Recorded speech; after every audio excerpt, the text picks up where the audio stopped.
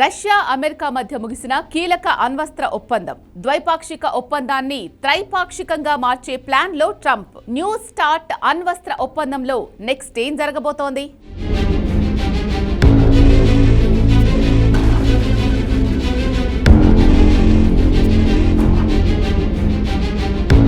Strategic arms reduction treaty, దీన్నే new start గా పిలుస్తారు. వ్యూహాత్మక ఆయుధాల తగ్గింపు ఒప్పందమే ఇది. అమెరికా రష్యాల మధ్య ప్రస్తుతం అమల్లో ఉన్న ఏకైక అణ్వాయుధ నియంత్రణ ఒప్పందం ఇదే. 2010లో దీనిపై నాటి అమెరికా రష్యా అధ్యక్షులు బరాక్ ఒబామా, దిమిత్రీ మెద్వెదేవ్ సంతకాలు చేశారు. ఇది అమల్లోకి వచ్చింది మాత్రం 2011లో. ఈ ఒప్పందంలో భాగంగా రెండు దేశాలు 1550కి మించి వార్ హెడ్లను మోహరించకూడదు. 700 క్షిపణులు, బాంబర్లకే పరిమితం కావాలి. ఒకరి అణ్వాయుధ కేంద్రాలను మరొకరు స్వయంగా తనిఖీ చేసుకునే అధికారం ఉంటుంది. ఈ ఒప్పందం కారణంగా అమెరికా రష్యాలు తమ అణ్వాయుధాల సంఖ్యను పరిమితం చేసుకున్నాయి.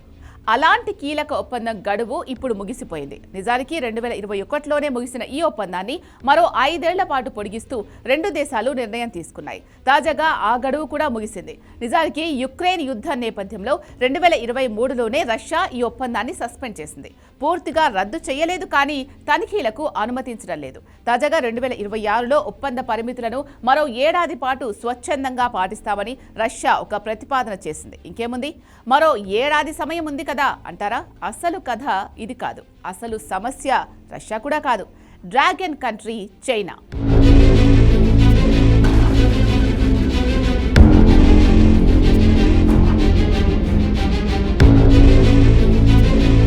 అమెరికా రష్యా మధ్య శత్రుత్వం నిజం. సోవియట్ యూనియన్ దగ్గర నుంచి ఈ రెండు దేశాల మధ్య అన్ని రంగాల్లో పోటీ ఉంది. చాలా విషయాల్లో రెండు దేశాలకు పడని పరిస్థితులే ఉన్నాయి. కానీ వాషింగ్టన్కు ఇప్పుడు అసలైన సవాలు చైనాతోనే. ఎందుకంటే అమెరికా చైనా మధ్య వాణిజ్య యుద్ధం పీక్స్కు చేరిపోయింది. అగ్రరాజ్యంగా ఎదిగేందుకు ఎంత దూరమైనా వెళ్లేందుకు సిద్ధపడుతోంది బీజింగ్. ఈ ప్రాసెస్లో సైనిక బలోపేతంపై ఫోకస్ చేసింది. భారీగా అణ్వాయుధాలు సమకూర్చుకుంటోంది. ఈ క్రమంలోనే డొనాల్డ్ ట్రంప్ రీసెంట్గా కీలక వ్యాఖ్యలు చేశాడు. న్యూ స్టార్ట్ ఒప్పందంపై ఇటీవల న్యూయార్క్ టైమ్స్తో మాట్లాడుతూ న్యూ స్టార్ట్ స్థానంలో రష్యాతో ఒక కొత్త ఒప్పందాన్ని కుదుర్చుకోవడానికి తాము సిద్ధంగా ఉన్నామని ప్రకటించాడు. అప్పుడే ఏ అణు చర్చలు జరిగినా అందులో చైనా భాగస్వామిగా ఉండాలని తాను కోరుకుంటున్నట్లు బాంబు పేల్చారు. తద్వారా తన ఉద్దేశమేంటో చెప్పకనే చెప్పాడు.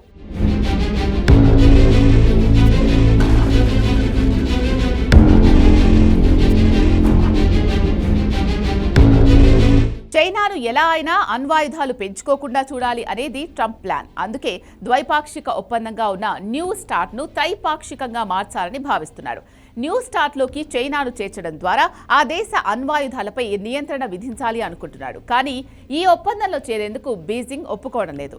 రష్యా అమెరికా మధ్య ఆయుధ నియంత్రణ ఒప్పందాల్లో తాము భాగస్వామి కాబోమని గతంలో చాలాసార్లు చైనా పేర్కొంది.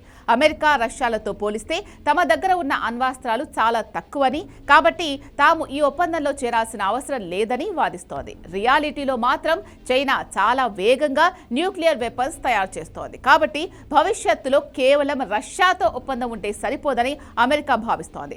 ఈ క్రమంలోనే బీజింగ్ పై ఒత్తిడి పెంచే ప్రయత్నం చేస్తున్నాడు ట్రంప్. అయితే ఈ ఒప్పందంలోకి చైనాను లాగడం ద్వారా మొత్తం ఒప్పందాన్ని ట్రంప్ ఇరకాటంలో నెట్టేస్తున్నాడు అనే విమర్శలు వస్తున్నాయి. ఎందుకంటే ఈ ఒప్పందం లేకపోతే ప్రపంచానికి ప్రశాంతత ఉండదు కాబట్టి.